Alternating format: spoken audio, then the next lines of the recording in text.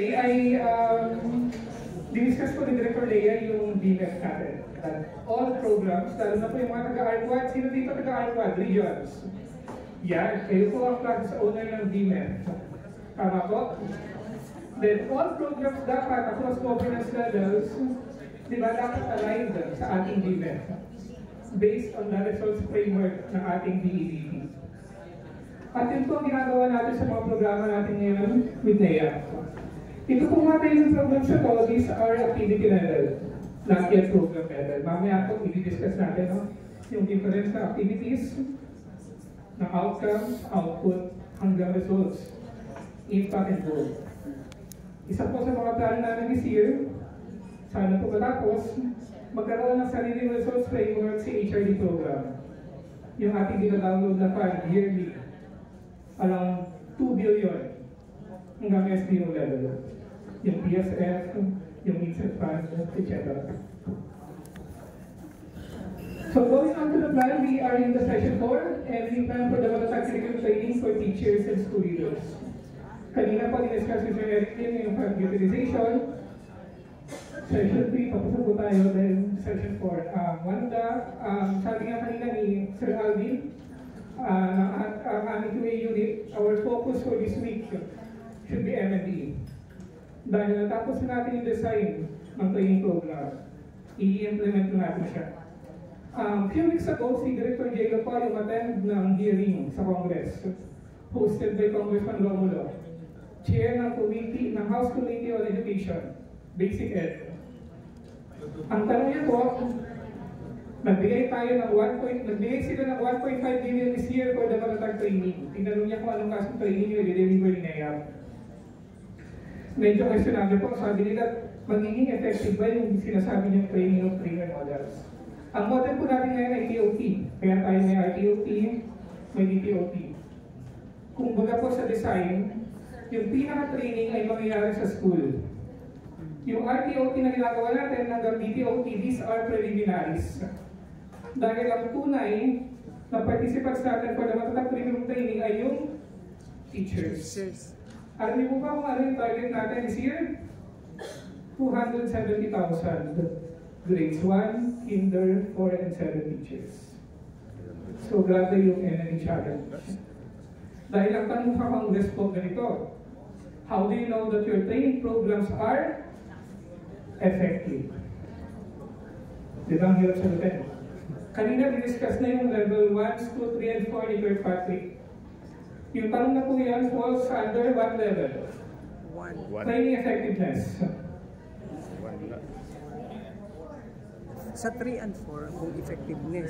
Sino po ang sumasagot ng 4? Sino sumasagot ng 3? 2 and 3 man yan. It's level 3. Training effectiveness. Dahil you have to consistently demonstrate the knowledge you earned during the training upon pagbalik niyo po sa workplace. So, consistent application of your learned competencies. So, di ba ang sa training program dahil ito matatag-curriculum training, di ba pinatarget ito mainly is anong indicator ni DPST? Domain, content, knowledge, and pedagogy. So meron tayong pinapakilala na content, knowledge, and pedagogy sa ating mga teachers. So after the 5 days training program, paano ngayon i-discuss o paano ngayon i-implement si teacher yung kanyang natutunan during those 5 days training? Consistent ba si teacher na i-implement yung bagong pedagogy, yung bagong curriculum, etc. So, the M&E framework of the maratag curriculum training, medyo wag po tayong malito, In all M&E plan, hindi pwedeng dumiretso tayo sa M&E plan. Dapat meron kayong target in mind. Hindi pwedeng agad-agad M&E kaagad. Anong yung monitor nyo? Pero saan pupunta yung monitor na yun? Halimbawa, sino po dito, meron tayong goals in life, right? Yung iba sa inyo siguro gusto maging RD in the future. Gusto maging SDS. To achieve that goal, di ba, meron pa mga gagawin from your part. Magpitake ka ng seso, mag-apply ka for promotion, magka-take ka ng MA degree. Yun yung mga activity level para ma-reach mo yung goal. So, pero may stages po siya. So, session overview, ang konting review lang po, no? Para matahin natin yung mga sessions from yesterday hanggang kanina umaga hanggang ngayon. Narang review of DepEd, HRD program, and DM44 series of 2023. Thank you lang po yan. The results framework of the matatag curriculum training for teachers and school leaders. So ito pa yung sinasabi natin na hindi tayo pwede diretso sa MLE plan agad. We have to have a results framework. Alam na po ito ng mga kada-artwal. Dahil ang ating BMF ay nakabase sa DEBT framework. MLE plan of the matatag curriculum training for teachers and school leaders. Ito po natin titingnan ano yung mga indicators na tinatarget natin para ma-achieve yung results na gusto natin makuha. Then, the monitoring of the matatag curriculum training for teachers and school leaders. Ito na po yung bababa tayo hanggang school level and monitor the conduct of the training process.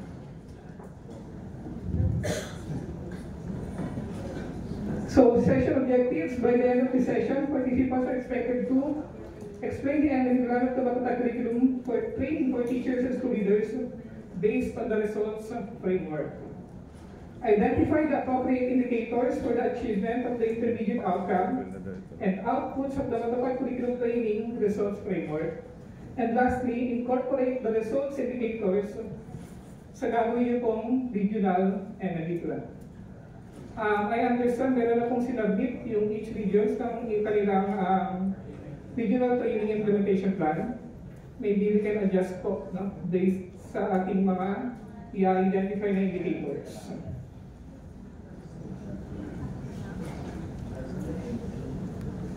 So, results-based monitoring and evaluation.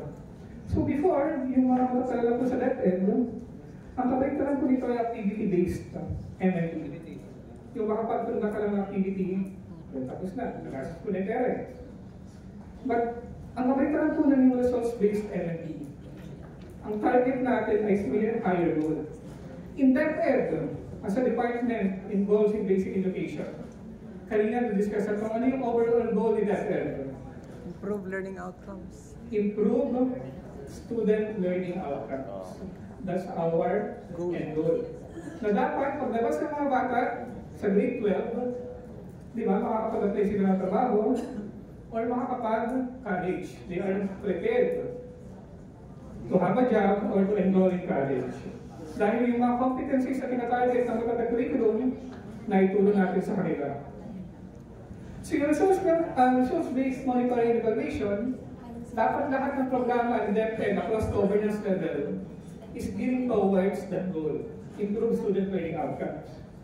Kaya na si DepEd, di ba, as the training arm of the department, hindi lang siya yung opisina na involved para ma-improve yung student learning outcomes. Napakaraming opisina sa DepEd. Tama po?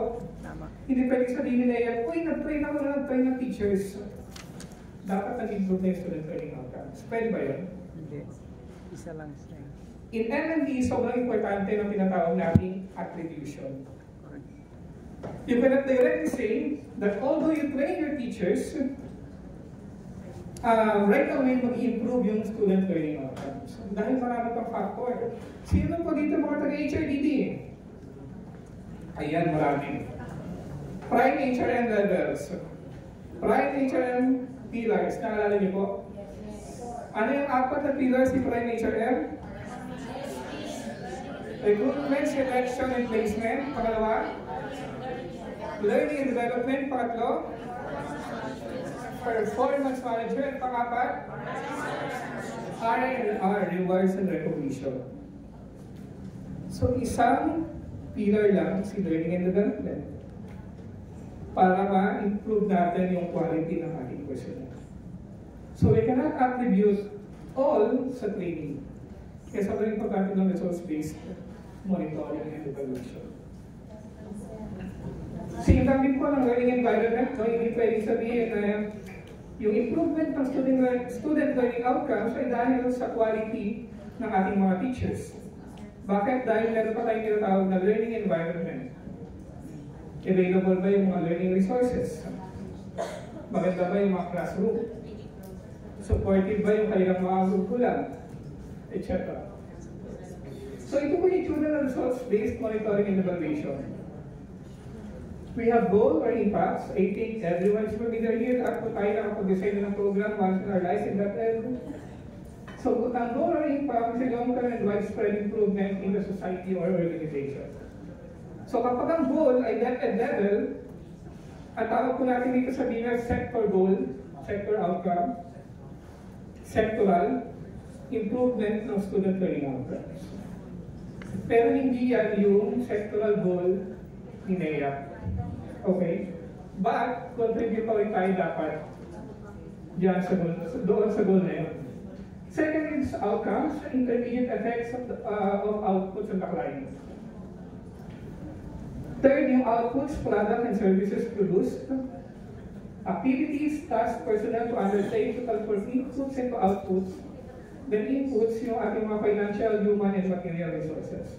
So kung mapapansin niyo po itong last three, during the implementation. Itong pinakamataas, hindi natin masusukat yung ating results, kung na-achieve ba o hindi. Kaya ko pala ipapaliwanag para medyo ma-ready natin yung sarili natin mamaya sa results framework ni matatag curriculum. So ito po ang halimbawa ng results-based MNE framework based sa BMED at DEDP. So yung goal na po ito ay hindi ito DepEd. Ang goal nito, all Filipinos are able to realize their full potential and contribute meaningfully to a cohesive nation. Yun yung goal ng ating BMF. Pero ito po ay hindi lang trabaho ni DepEd. Trabaho yan ng buong gobyerno. Saan papasok si DepEd? Dito sa tinatawag natin sector outcome. Basic education Filipino learners who have the physical, cognitive, social-emotional, and moral preparation for civic participation and engagement in post-secondary activities in their local, national, and global communities. So dito papasok si DepEd. Pero lahat ng ginagawa ni DepEd dapat contributory sa overall goal ng Philippine government. Then ayun na po, paano gagawin ni DepEd na ihanda yung mga estudyante nito paglabas sa kanilang schools or classroom. Merong mga intermediate outcomes na binigay sa atin ng BMF. Access, equity, quality, and resiliency and well-being. Kung papansin niyo ba, pag binasa niyo yung BMF, walang masyadong discussion about learning and development. Dahil ang focus ng BMF ay learners. We have to improve the access of learners to education, equity, regardless kung siya ay miyembro ng IT, LGBT, etc. Quality curriculum, and resilience and well-being, dapat ready din yung kanilang mental health. Kung anong ulos yung mananasan nila, dapat inaanda din natin sila sa mga ganito pangyayari. But to be able to achieve these four, di ba kailangan nyo pinatawag na enabling mechanisms? At may enabling mechanisms, modern, efficient, nimble, and resilient governance and management process. Dito tayo papasok lang. All DepEd personnel, from central up to the school. From the secretary down to the utility workers sa school level. So how do we enable yung ating governance? Paano tayo makakapag-produce ang modern, efficient, nimble, and resilient governance and management process? Ang focus ni NEA, ang focus sa training programs, enabling mechanism number 2. All personnel are resilient, competent, and continuously improving. Kasi hindi natin may ensure yung quality, access, resilience, and well-being kung lahat tayo ay hindi competent. Kaya kung natandaan niyo po yung CI process before, yung continuous improvement, pare-pareho lang po yan, ipapalit ng pangalan. Tama po. Then how are we going to do it? Ang sagot po natin dyan ay yung human resource development for personnel in schools and community learning centers. Ito po yung GAA level program ni DepEd regarding the training program for its personnel. Pero dito po part dito yung non-teaching, yung mga nakapagsabita po ng L&D plan for non-teaching personnel sa BHROD. Part 2 sila. So ito yung mga resource development, dahil ito yung line item na budget natin sa GAA, I think yung ating budget right now this year is nasa 3 billion plus. Dahil dinagdagan nga po tayong Congress ng 1.5 billion specifically for the matatag training. Wala po kasi talagang budget. Thankfully, pinuportahan po tayo ni Senator Tia at ni Senator Wilden Chalian para magkaroon ng insertion, 1.5 billion. At ito na po yung discuss kanina ni Sir Eric, yung mga dinangload na budget natin. So meron po kayo diyang meron po kayong meta cards. Magka-relax po tayo ng 10-minute activity. Paki-timer. So kung ito po yung program, DepEd regarding training, kailangan niyo po mag-isip ano yung goal at outcome na dapat ni-share yung program. Like lang po, one sentence lang. Ano dapat yung goal na i-share yung program at ano yung outcome ng ating HRD. 10 minutes starts now. Salamat po. Then tatawag po ako na Civic Legion para po mag-present. Output na output level. Improve competence up schools as school leaders. Upper level kasi itong right after the training. Train Na-conduct, Pero kung ano Improve upper competence level, of personnel in schools and community learning centers. ang goal level, ano na learners? Learners nito. Pero sir, sa HRD man, HRD man ang focus ko Improve competencies of ROs, sa human resource. human resources. Pero pwede ka human resource man. Tingain mo yung human resource development. Tingnan po mga improvement of Pagkatapos learners. learners. The goal actually is improve learning. Ang goal level, at ito mga results. Personnel. Si HRD ay yung outcome mapasok.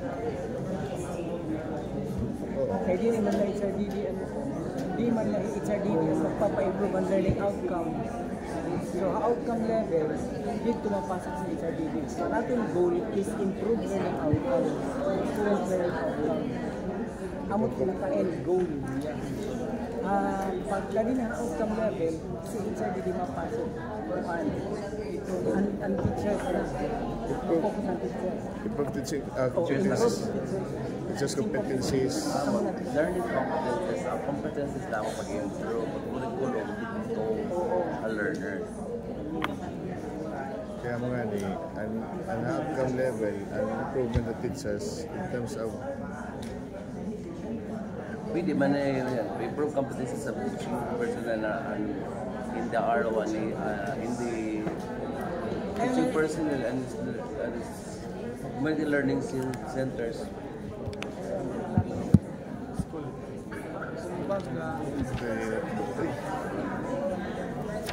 Natin goal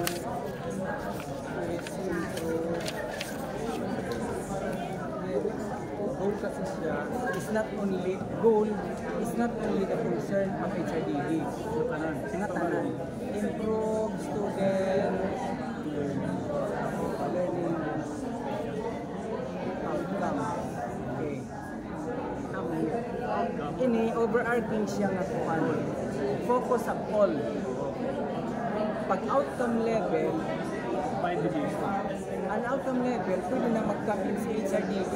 Ano outcome ng HRDD? Amo rin improve or enhance. Actually, ito version 3.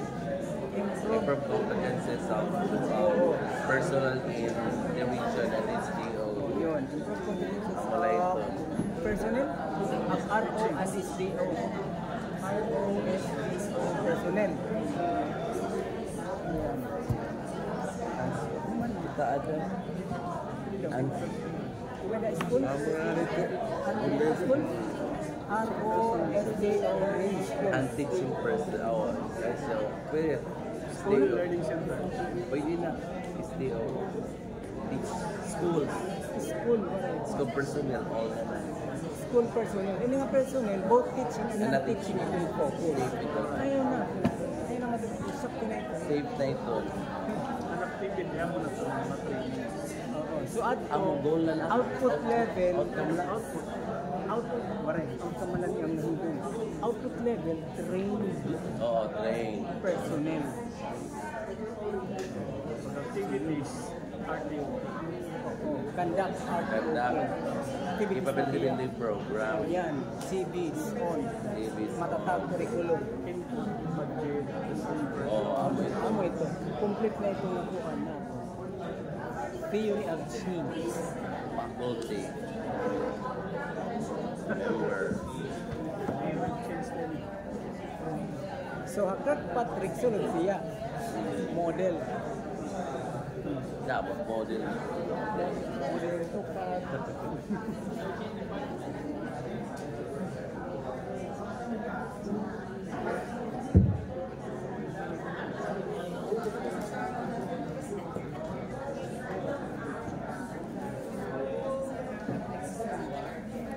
Basta rin yung mga. Sige, pwede pa himuan sa mo ito ang output level. Train. Una-una. Brilliant si Sir Marlo. Ang output level, ang competency ng develop ng teachers, ang outcome level naman yun Improve performance. ang performance ng teachers dito, field. Oo, mo ito, sir. Abot na rin goal level, learner, development ng learners Learners. na. Correct. Katapusan dito. Kapunta natin dito. Ito na, sir. Learner. Learner focus, teacher focus, competency development, Oh, activity learners level. ito.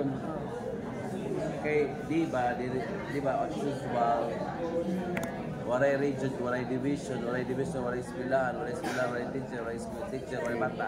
Isa ang sapsa, kaya at the end of the day, Bata. bata pa For rin. me po, for me, Kailangan mga papa ito. yan, how kayo na sir, mga lalinas, region 1. Bansang makabata, matandang makibata. Waray bata, Waray matanda. waray matanda. Dahil ang matanda, Ang gumagawa ng bata. Mga nanay, mga tatay, mga lula, lolo, di ba makibata?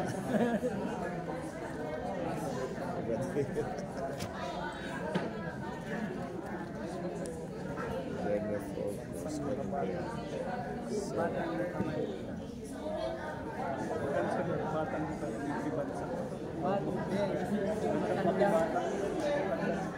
batang makimatanda, matandang makibata. Hindi, bansang makibata. Bansang makibata, matandang makibata. Adi, Gabaya.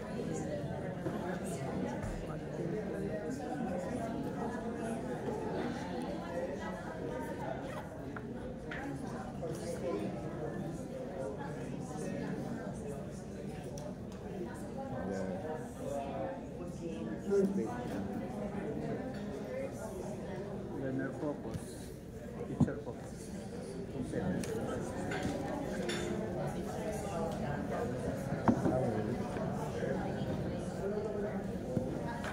Duwa lang, hindi pa yung goal na rin.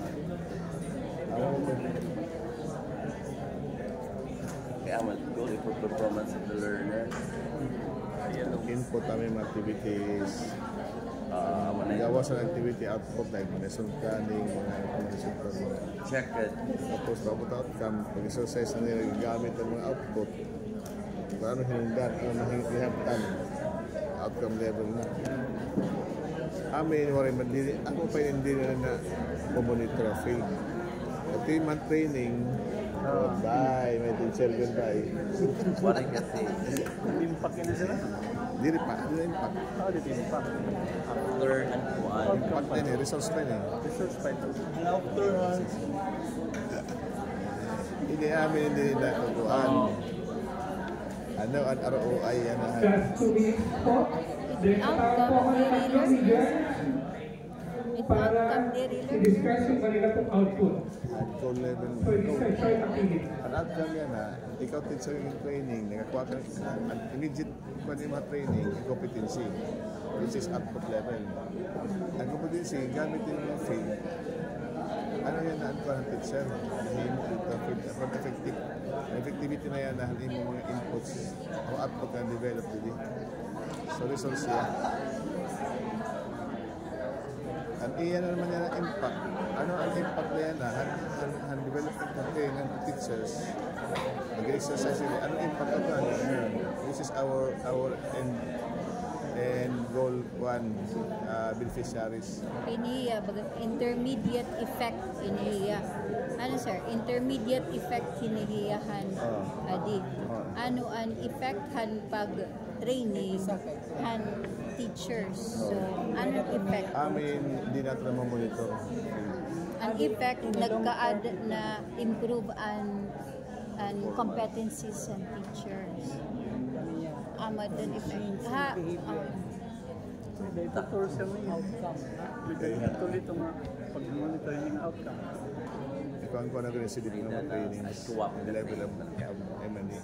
In goal kasi ito, pag teachers, amo na maging work application plan. After the work application plan, ma-measure nimo kaya mag-present niya implementation plan with the result. So, amo ito. Although pwede internal assessment, usually ang impact outside man to man. Outside. Evaluate. Ito mga teacher applicant, maano ang trabaho ng teacher. Hindi na ito ma-apply. Natin ba sa DepEd, may ma-impact ng Amo na ito. Actually, direct. Okay, meron po tayo. 3 years na. Impact na. Any volunteer na region? Monitoring results of the ano na lang. Hindi nila yung impact ito. Tulong ko kayo. Ayan, may volunteer po tayo from Region 6. Ayan, go ahead po sir. For goal and outcome. Kaya lang pagpahanginin. May malupad. Good afternoon, gentlemen. We are from Region 6. This is the collaborative effort of the Region 6. So we have come up with this. First of all, the end goal of HRBD is, of course, to improve office performance. That's what we have all said, that we need to improve performance not only the performance of our learners, but of course as trainers. So to be. And of course, we have here application of gain of ASA, or what we call knowledge, skills, attitude in the workplace to improvise performance. Of course, the end goal of this is to improve the performance. The other one is satisfaction of participants of the elements of training: food, time allotment, delivery, venue, and materials. We need to really take the needs of the teachers. Especially if we return back to the region, we need to give what is 100% for them, so that we can have services. And lastly, acquisition of teachers and school leaders, PSA, based on professional standards, because all of us, our endpoint based on our professional standards for teachers, because the primary target of this training is to improve the learners in the field. And together with also with us, with the division trainers, with the students, and with the teachers. That's all. Ayun, salamat Region 6. The Home of the Champions. Tatlong bagsak para sa Region 6. Ayun po, sabi ni Region 6, ang kanilang, kung sila ang mag-decide regarding HIV program, ang kanilang goal ay improve office performance. Then yung kanilang outcome, ano nga po i-prefer? Yung yellow yan. Outcome level is Office performance. the outcome is ayan, application po of ASAs, knowledge, skills, and attitude back at their workplace. Okay. Alam niyo po, nang tinignan ko itong HRD program, meron na siyang goal and outcome ng 2022. Tingnan natin kung ano yung mga ginawa natin. That's a 2022, but it is subject for revision po this year. So, next volunteer po na RO. Ayun, si Sir yung una nagtaas kanina. Okay, go. Region 1. Ano bang kumatutubangan? Magandang hapon po sa ating lahat. The mandate of the HRD, particularly the training arm of the region, would be able to come up with our 3 outputs, no? So these outputs will contribute later on to the results, particularly to the outcomes and goal. So we would like to zero in our 3 major output of all the programs in the HRDD, particularly HRD program. Number 1, in Region 1, we would like to ensure that the output, number 1 is the trained school leaders in the region. Yun, so trained. So that's the initial output. After the train, we would like also to look at the submitted work application plan. Third output is the recognized or accredited PDP for, of course, some ERC. So that's output. Now, moving up to the results, particularly on the evaluation, we would like to see that the outcome of all the trainings run by NAIAP R1 are school leaders, yung kanilang mga practices are inclusive and participatory. And eventually, this will contribute to the attainment of the improved quality learning outcomes, particularly it will contribute to the access, equity, quality, resilience, and the well-being. So you can see now, doon sa presentation natin, that this is now our contribution as a governance to the higher results of the organization. So that's on the evaluation or results. Ayan, salamat po Region 1. Tatlong bagsak po sa Region 1. Okay, so si Region 1 ay nag-group yan. Mabot sila sa output, sabi ko outcome lang. But that's very, yes po, to connect. Thank you Region 1. And last group, ayan, sila lang ba doon daw? So, Sir, sino pa? Si George tayo mo, or Sir Mark? Sir Mark, ikaw daw.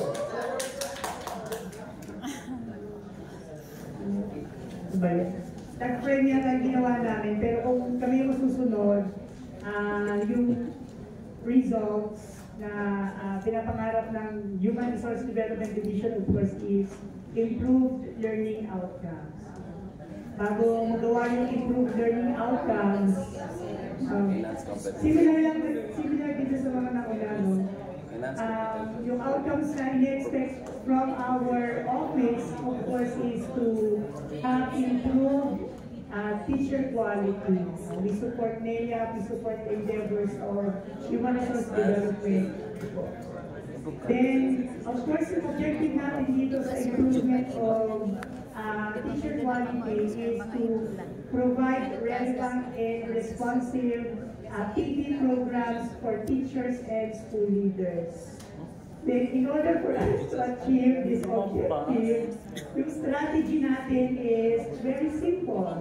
No, professional development programs for teachers and school leaders. And of course, cyclic naman siya, no, yung ginagawa natin na situational analysis for needs assessment, planning, designing, parang version 3 yan. monitoring and evaluation. Nanakali naman yan ang sulat sa ating quality control plans sa ating Parang sa draft na version 3 pa yan 3.0. Di ba tayo nakalis sa 2.0, may 3.0 na. Thank you, sir. Ayun, salamat DepEd Collaboration. Tatlong bagsak po. Ikaw na. So sa discussion natin, merong dalawang school of thought, no? Si DepEd Collaboration, for example, wants the goal as the improvement of student learning outcomes. Then the other two po, no? Medyo doon tayo sa improvement na quality ng personnel. Actually, inside the NAIAP, sabi ko nga po sa inyo, meron din dalawang schools of thought. pwede pa tayong mag-target ng goal natin sa NEA ng improved student learning outcome. Yes. Yeah. Kay contributory man siya. Contributory siya sa yung ating mga teachers. Yung ginagawa natin, ay contributory. Sa doon na talaga lang. Walang, okay na. Lumagay kayo na siya yung version 3 ng compendium natin. Hindi pa rin alam. So, ayun pa na. Dahil na po kayong makita, i-compare yung sa ganyan.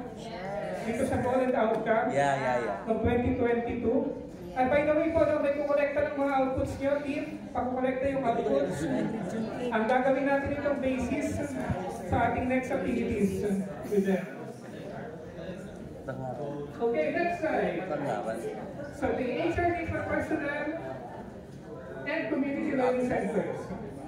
So sabi po sa briefer na binigay ni planning service.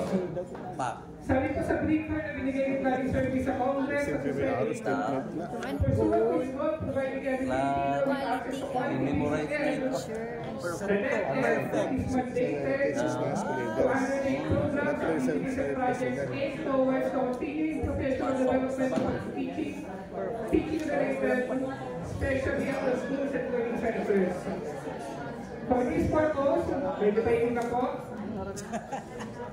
funds shall be allocated to support the implementation of these undertakings relative to the continuing professional development of personnel in schools and learning centers.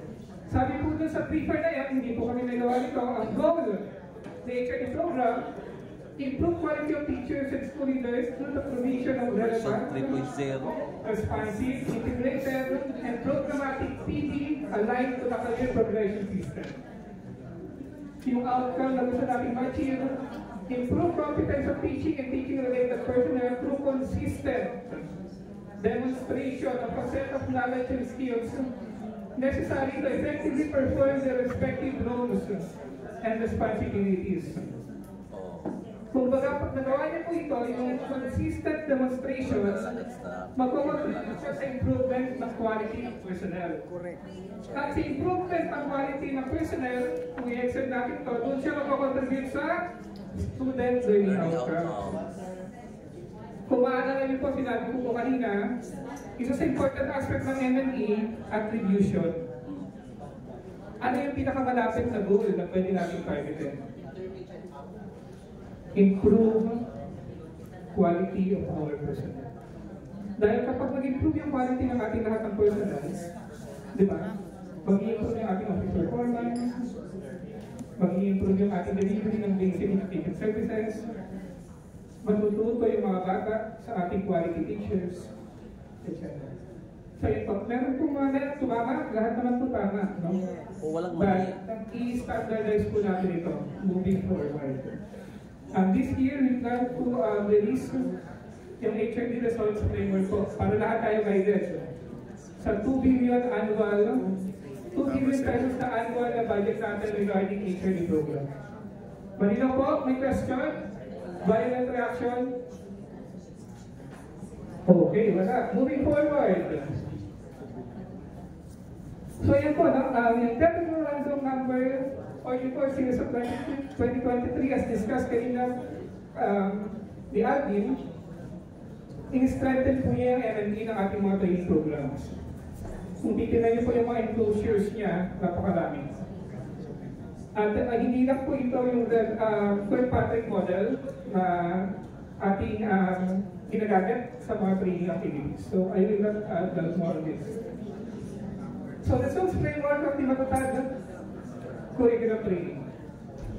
So malinaw na po tayo sa goal, outcome, output, activities at input. So ito po yung aming results framework for the matatag curriculum training. Okay.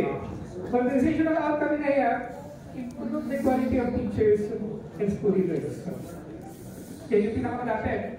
Gusto rin naman natin targetin yung improve student learning outcomes, pero bago tayo makarating doon, we need to achieve this first.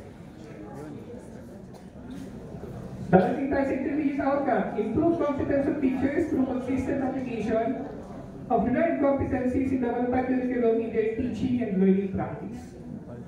Kapag sinabi natin consistent application, dapat yung matutunan ni teacher during the 5-day training, yung bagong pedagogical practices, yung bagong knowledge nila about curriculum, pagbalik nila sa classroom during the opening day ng class, ang July 29 ba, tama?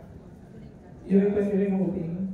So, bagong curriculum na yung itatakel ni Kinder, Grade 1, 4, and 7. So, dapat natin makita yan. Then, outputs, quality training resource package. Ito lang po yung kinounload nila kanina. Kahapon, training memorandum. Quality training delivery based on the set standards. Based on DM44 series of 2023. Then improve data collection and analysis for better and more timely decision making across governance levels.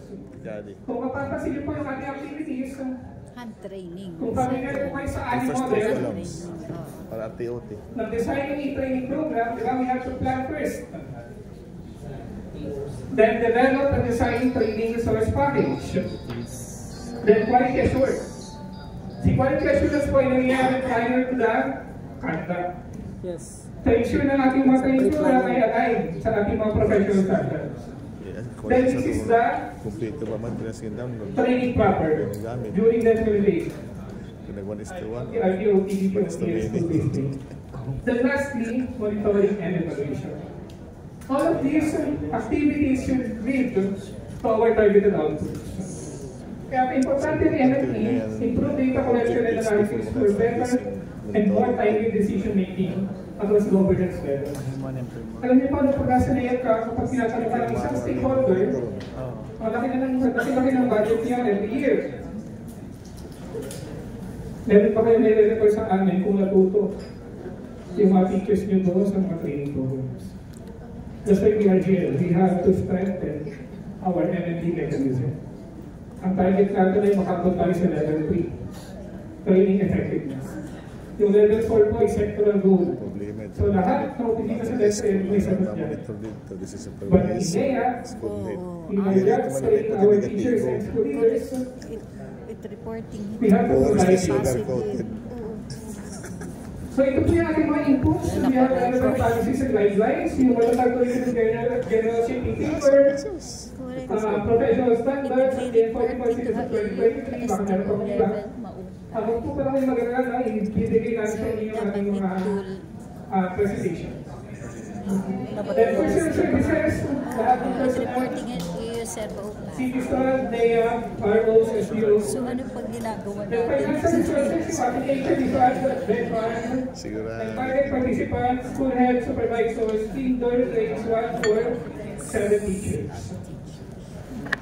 Question about the resource framework. Ngayon, ito po resource framework na ito, bago lahat ko kung wala tayo sinatawag na training natin kita sa region. Ano kita ang tawag natin ng resource indicator. Paano natin masasabi halimbawa na nag-improve yung competence ni teacher kung na-consistently niya na-apply yung kanya natutunan after the 5 days training. Paano natin masasabi halimbawa na quality yung mga training resource package na binabag niya. Dapat mo sigat Paano natin indicator, sir. malalaman halimbawa kung yung naging training delivery during the training ay satisfied ba yung ating mga participants? Sino din yung mga nasa reporter last week? Ayun. Satisfied po ba kayo sa ating level? Program po. Then improve data collection and analysis. Ito po ang sinagal namin ito technical part. Strengthen NSE connection and data analysis. So at your own level, lalo na yung mga taga-STO dito,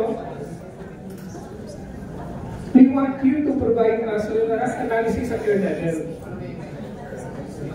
Sugar, golden. Mamaya, sir.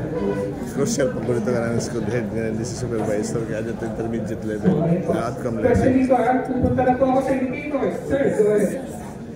Mas mabuga rin ito kontra outcome din monitor first 3. One of the important indicator in our training is all about the training analysis and baseline data in order to come up or to find out the development of our activities. Now, with that training resource framework, do we have a training needs analysis and baseline data of number of teachers, number of school heads? Because if we want that all our teachers na mag-take, hindi natin kaya yun. If in case we have teachers needs analysis, trying to find out sino kaya doon sa baba ang magagaling na makatulong sa atin, lalo sa school-based sessions, ay mas madali yung ating magiging yung ating central intermediate outcome and organization. Salamat po, Sir from Region 12, Top Sergeant. Tama po. So, tama po si Sir, in every training program model, we have to have a needs assessment or needs analysis ng ating target participants. However, ito pong resource framework na ito, we are not talking about the HRD program, ha? For the matatag curriculum training lang po ito. We treated the matatag curriculum training as a project level. Kaya tayo nagkaroon ng resource framework. Habang wala pa tayong HRD program resource framework na panglahatan. So for this instance po, no, kung bakit hindi natin nilagyan ng training needs analysis, video K-12 doon, matatag curriculum, isa na entirely new concept. Tama, mali? At lahat, considering po na tinatarget natin yung grades, kinder, grades 1, 4, and 7, wala pa silang existing knowledge about the new curriculum. So kung pagbabasihan natin yung training needs analysis, everybody starts on zero. They don't have any idea yet. Unless binasa nila ng buo yung curriculum, guys. Pero parang hirap po babasahin lang kung walang practice. Tama? So our baseline on this part, wala pa silang knowledge about yung matatag curriculum. Kaya po tayo maging school-based training. Kaya po tayo nag-design ng matatag training for teachers and school users. Marino po? Okay, salamat po. Salamat, sir. But basically po, sa ating gagawing major program level ng resource framework, every PD program should start at needs analysis. Hindi pwede kung ano-ano lang ang training program. Project-based na yun. Okay, so regarding the additional questions po ba? Verification, buy-in, reaction? Reaction, not really. So good. So ito na po ang sinasabi ko kanina, di ba? Pwede tayong mag-provide lang ng resource framework, pero baliwala natin kung wala tayong target, kung wala tayong indicators on how to measure kung achieve natin yung goal, yung outcome, yung intermediate outcomes, etc. Maliho. Kapoy sulsul. So, ito po muna lang, para malinaw, meron po tayo tinatawag na aspects of the matatag curriculum training MSE. Familiar na po kayo kay Patrick, tama? Levels 1 to 4. Pero yun po ay mas appropriate sa training activity level. Ito po si Acting Patrick, levels 1, 2, 3, and 4. Ito po ang tawag namin dito, MME ng Learning and Application. Pero pagdating sa MME ng program, yung governance and progress results, kanina discuss si Sir Eric, kailangan namin ng budget utilization report. Kailangan namin malaman kung yung dinownload ba na training resource package ay ito yung nakarating sa school. Alam niyo pa problema sa cascade model, sa DepEd pa before, yung 5-day national training naging 3 days pagdating sa region. Pagdating sa division, 2 days. Pagdating sa school, tuwing na lang, 1 day. So yan po, iniiwasan natin ngayon sa matatag curriculum training. What we want to know is kung yung may download ba na design at lalo na po yung training resource package ay yun yung nakarating sa ating mga intended training participants, our teachers. Kaya meron po tayong isang aspekto ng MNT, governance and progress results. Pag po kayo malilito dahil si level 3 and 4 related dito sa atin. Kanina diba umitin tayo sa improved quality ng teachers and school leaders. But here, kailangan natin malaman ano ba yung contribution ni NEA to that sectoral outcome. And also achievement of intermediate outcome leading to NEA's results. So dito po yung ating mga needs pa, nagbigay rin ng indicators of this. Halimbawa, effectiveness in achieving quality PD program based on set standards. Effectiveness and relevance of outputs, yung ating mga quality training resource package. Satisfied ba yung ating mga teachers? Kayo po, kung meron po dito magiging trainer sa RTOP, satisfied po ba yung ating mga intended participants on how you deliver your training program? Meron po mga tools and mechanisms na i-discuss mamaya yung aking mga kasama sa NME and from hanggang bukas. Then achievement of equitable and accessible training programs through efficient budget utilization and improved data collection and analysis.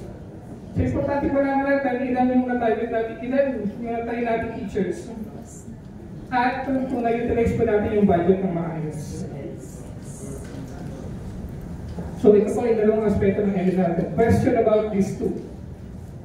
So po kayo magiging po sa MND about governance and program progress results at MND of learning and applications. Si MND ang program progress results na po yung malaki.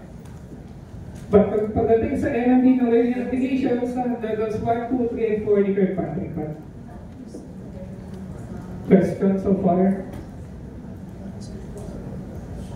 Okay. Governance and program progress. Alam niyo, meron akong professor ng college. Pag tahimik ang klase. Dalawang bagay daw yun. It's either you understand or you don't. Or nalilito. But I guess, considering your level, naiintindihan ko lang yun. So ito pa ang project development objectives ng ating mga curriculum training. Improve competence of teachers to the consistent application of learned competencies regarding the curriculum and their teaching and learning practices. So para natin malalaman, halimbawa, isa po sa mga output ng ating mga teachers during the 5-day training ay yung kanilang workplace application plan. So ito po yung nakalagay doon sa ating download na program design.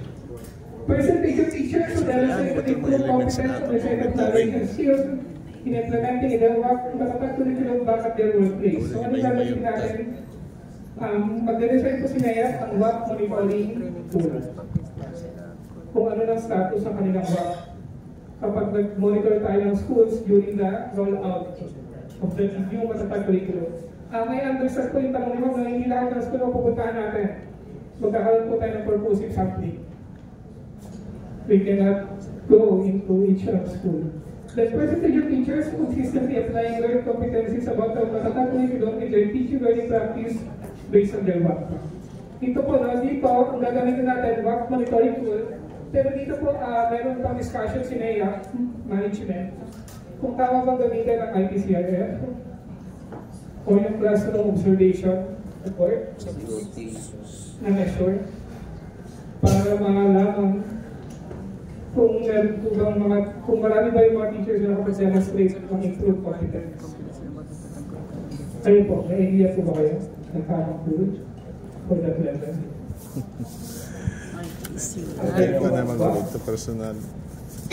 Kailangan lang, Iba yan, na-training yan na. Pwede naman Paano tayo kayo nag-anak ka? The quality training research package, Matches in beauty. kanina sa resource framework. Paano natin masasabi na quality yung training resource package natin? Number one, number of developed programs at development curriculum training, number of session guides, number of slides. Tapos na po tayo sa level ng quality, kaya na kami number about this. Tapos na rin kami dito sa number of quality assured training resource package na pumasa based on EM 44 series of 2023. Yung PD program design, session guides, and slide decks. Ito po yung QA natin. Dito po tayo, dito po papasok yung ating RO monitoring at SDO monitoring during the training. Number of ROs, SDOs, and schools that implemented the training using the quality assurance program design and training resource package. Meron po tayo tinatawag yan na PD compliance monitoring tool. Mamaya din po i-discuss yan. The quality training delivery based on the set standards. Babalikan po natin si Colonel Patrick. Level of participant satisfaction regarding the learning environment, management, delivery, and engagement of learning activities. Anong level po ito ni Colonel Patrick? Level 1. Reaction. Then yung pangalawa, number of participants with improved post-test results as compared to their pre-test. And this is level 2. Learning. So, yan dyan ang sukat kung quality pa yung maging ating training delivery. So improve data collection and analysis. Number of teachers trained, yung ating target versus actual. As discussed kanina ni Sir Eric. Number of teachers and school leaders trained as trainers. Number of ROs and SEOs with 100% budget utilization. The number of ROs and SEOs that submitted a consolidated annual report on the matatag curriculum rate. Dahil ito po, pinapag-submit po tayo ng House of Representatives na report regarding the matatag curriculum based on our MND. At meron po tayong specific indicator for each. To determine the percentage of teachers who would demonstrate and improve competence, frequency po, ito po ay propose pa naman dahil hindi pa po nakakapag-decide ang ngayon management.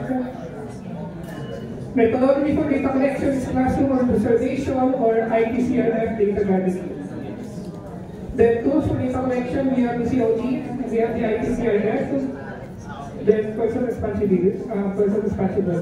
Then ito parang po yung sigurado, no? Ba? To measure the percentage of teachers who recently applied their competencies about the track curriculum of their teaching learning practice based on their work, level to behavior. Ang target natin, at least 85% ng ating training participants merong improvement ng competencies na target sa kanilang work. Ang random number of teachers na ito ng track curriculum will be monitored to determine the progress of their work. Bakit ang targeting nyo? Ang target natin is the second and fourth quarter next school year. Methodology for data collection, work monitoring, then work monitoring tools, at nandun po yung ating mga persons responsible. Ginanapag-determine ang target.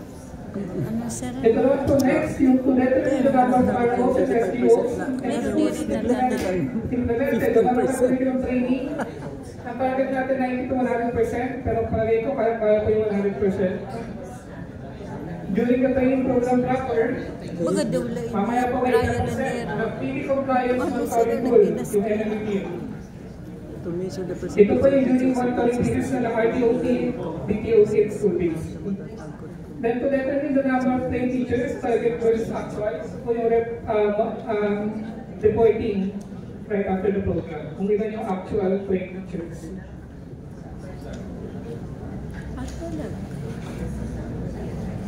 Then to measure the percentage of ROs and SDOs with 100% budget utilization report, andyan po yung kaninang discuss ni Sir Eric na monitoring template. Then ito naman yung MND of the matatag curriculum training, learning and application, specifically level 1 and 2. To evaluate the participant satisfaction regarding the learning environment, management, delivery, and engagement with learning activities. Ang target ko na 90 to 100% of the participants expressed satisfaction of the learning environment, management, delivery, and engagement with learning activities. Yung ating end of the evaluation tool. For the dancing. Then level 2 to measure the number of participants in test results and compare to their pre-test. Facilitation. 100% yung ating target. System. So sila naman, ito po pala na merong bababa si Mayor the tool. Gagawin po natin standardize, specifically yung ating level. Para pare-pareho yung exam na component ng ating mga teachers. Then kung parallel yung ating mga data. Question? Bakit? Go po. Ikaw na, sir. Anong basis? Ano, sir? Ang result, what was 80% lang ang ating gin-target, sir, na may-improve ang competence ng teacher. Baga daw lang nag-ginustuan Pilipinas para din. Oo, ano sa'yo? Bakit question kita na Congress? Student, 100% of the faculty pioneers na may-improve. Oo.